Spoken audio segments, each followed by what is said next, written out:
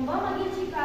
தலைமை ஆசிரியை அவர்களே, ஆசிரியர்களே, மாணவ மாணவியர்களே, கோடிப்பயிர் அமர்ந்து படை தமிழர் மீது கூலி நின்ற மாநில வரலாற்றில் ஜாதி மத பேதமின்றி நாம் அரசியலமைப்பு சட்டத்தை பின்பற்றி ரொம்ப மகிழ்ச்சியாகவும் வெள்ளியமாகவும் வாழ்வோமாக.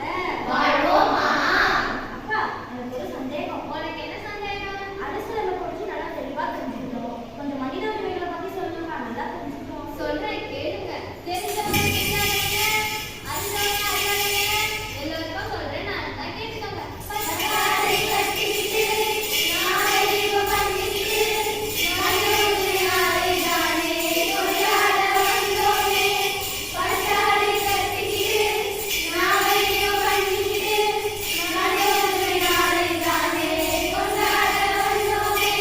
1939ஆம் ஆண்டிலிருந்து 1945ஆம் ஆண்டு வரை இரண்டாம் உலகப் போர் நடந்துச்சு.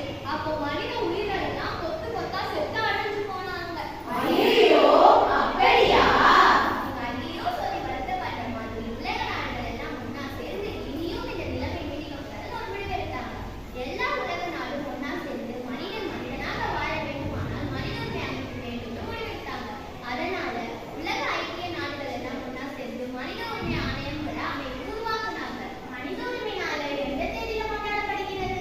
1948ஆம் ஆண்டு ஐநா சபையில் டிசம்பர் 10ஆம் நாளை மனித உரிமை நாளாக அறிவித்தாங்க.